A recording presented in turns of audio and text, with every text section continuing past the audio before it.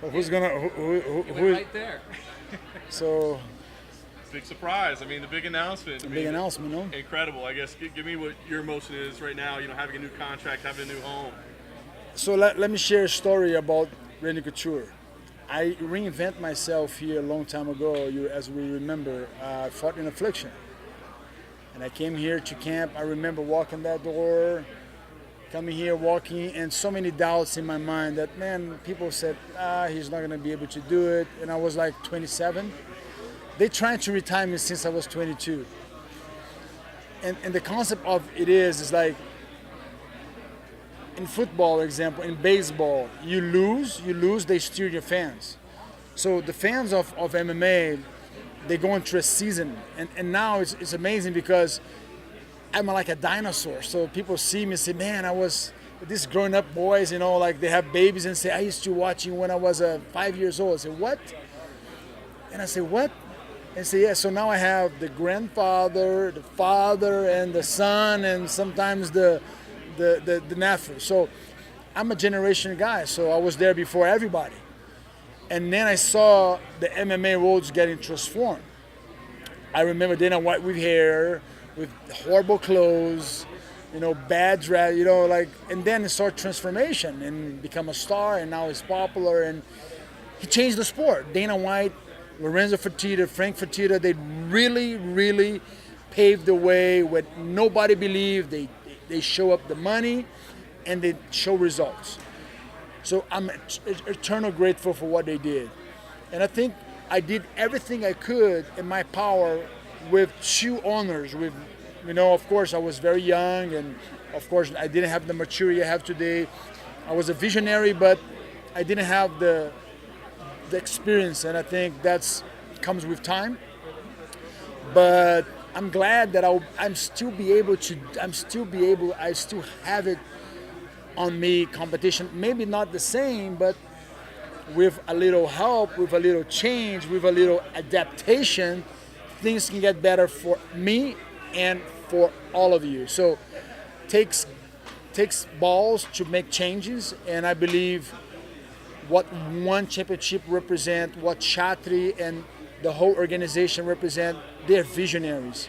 And we have something in common. So I just graduated from Harvard School in the athlete side. And Anita, my professor, and I call her my coach, she's the same professor of all the Harvard team of one championship. So it was amazing. And we are talking, texting each other, and understanding the value proposition. So just to make an analogy of what the world of entertainment sport is. We have the agent side, we have the promotion side, and we have the athletes, and you have the fans. So how you can combine that, and then comes the sponsorship, and comes the revenue source of what generated, who pays all these bills, why you guys are here. So I understand how now business effect of MMA. And when I saw the value proposition and how one championship are running with amazing minds and understanding that MMA is not more local, it's not more like American football is regional, it's only in America. MMA is global, it's massive in Russia. The second industry of MMA, the biggest is America, the second is Brazil. I opened that thing. I can say, I opened that. I was Moses in Brazil. I said, come on, open this sea, let's do it, with many other athletes as well. But I'm glad that now I have a house that will give me the chance to apply still my martial arts, but understanding that what you guys wanted, I really wanted to bring the value proposition of what MMA is about. So I was blown away when I saw the event. I was there sitting with them and saw everything, to the lighting, to the introduction, to everything was spectacular. I'm curious because you talk about the business side, right? And you mentioned it up there, how this is getting more like WWE, the promotion of it. But those crazy antics end up producing huge pay-per-views, right? Like big money. Not anymore. That's why I wonder, like, how do you change that? So how many pay-per-views sold the last one? Do you know how much? No. It's not much. Yeah, not many. So why? Because you cannot try to multiply Conor McGregor. You cannot try to mimic him and try to be him. You only won Muhammad Ali, only one Vitor Belfort, only one Anderson Silva, only one Conor McGregor. Don't try to force it. And when you try to force it and you try to, so if I'm a promoter, okay, I'm gonna promote a fight. I gotta see who I'm promoting and what you have, because if I try to make you what you're not, or trying to make you that person because that person sold me more, now I'm just not giving what the fans needed. They need authenticity. Today with the internet, I'm telling my friends, if you're a child molester or if you abuse women, we're gonna catch you, man. Sooner or later, we're gonna catch you. Why? Because you cannot hide anything today, am I right? You cannot hide. So authenticity is number one. And I believe in the code, what martial art is. For me, it's very important. So one championship brings that value of what they want. Is like, if you're a football fan, what you want? Good football game. Touchdown. You don't want a game that is boring. If you're a basketball player, what you want? You want a great game, back and forth, back and forth. If you're a fighter, you want great fights, a great show, great entertaining, but with great value. So I'm a big believer that that's where we are going to a new era, and I believe one championship is the new era. Any plans on going back to Montreal and training at TriStar? I know you did that last year. I'm training with Hard Knocks with Henry Hoof. I live in Florida. I told Fihas, that's my house. I love Fihas, but for me to be away from my family, it's such a hard thing. Yeah. But that's my house, man. You know, TriStar, it's a place that I have one of the best trainers, the best training partners. You know, I consider that it's my home, and I'm welcome there all the time. But for me to be away from my family, it's like my priority, and I gotta be in all the games. I gotta carry the bottles. So I'm a dad of 3 kids, and I love them, and I don't want to miss these times of their life. How is it having a former opponent as your boss now, and Rich Franklin? I'm sure you enjoy it, but is it a little bit weird too because you guys fought? No, it's not. It's not.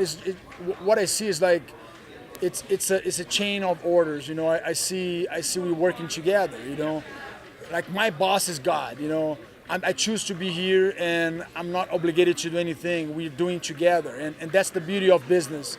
You got to respect people in their level. So I'm very happy to see Rich Franklin, you know, having this opportunity to work with him, and as so the fighters, Misha Tate. I'm excited, man, because these guys, they've been there, they know what's up. So it's amazing because they understand the fact that fighting is not just inside, it's outside as well. So my octagon doesn't have cages, man. So I always was a thinker, and I'm glad to be in this phase of my life. So a big part of fighters going abroad, a part of that conversation is they always go, oh, well, there's less stringent drug testing. You've had TRT in the past. Does that conversation even bother you anymore? What do you say to the people? Man, everybody's doping, man. UFC, even John Jones can fight in a different organization. So they can change a fight? You guys, come on, man. You're talking about that? The guy's just fighting. He's just fighting now. He was supposed to be banned. So it's ridiculous how people, the way I see it's like, come on, if you have deficiency, you have asthma, you need the thing. So I don't see a problem, you know. They should not ban the thing. They should not stop TRT, because in the end of the day, you see so many guys that are trying to do it in the illegal way. They used to criticize me, so they got busted, and I didn't did it. Come on, man, just got caught. It was a milligram. You know, that's not me. He's a champion. He deserved it. What makes him a champion is not that, but the reality is, like, when you're trying to ban something, to create something, I just think you have to understand that when you have deficiency in something, marijuana is a little bit, now they legalize. CBD and marijuana everywhere, yeah. It's legal. They legalize, so you got to understand, man. How old are you? I'm 27. 27. When you're 42, test your testosterone is 200, man. You're gonna need some energy, you know. Like if you're older, I encourage you to go and test and look for a good doctor and get your treatment going, because you can become young again. So you don't buy tainted supplements as an excuse? What the? When fighters get caught and they go, it was tainted supplements, I didn't willingly take it. I'm not judge. I don't want to judge anybody. I don't want to criticize, but I'm just saying that the only way this topic appear, because the whole sport industry is full of people trying to create an edge. And as you know, when I was taking and I was doing church, I was very reasonable. I didn't hide for anyone. Everybody knew it. And the guys who get knocked out, come on, man, just got knocked out by head kick for whatever. So that thing is just past, and I think we are moving to a new era, and I'm happy, very happy.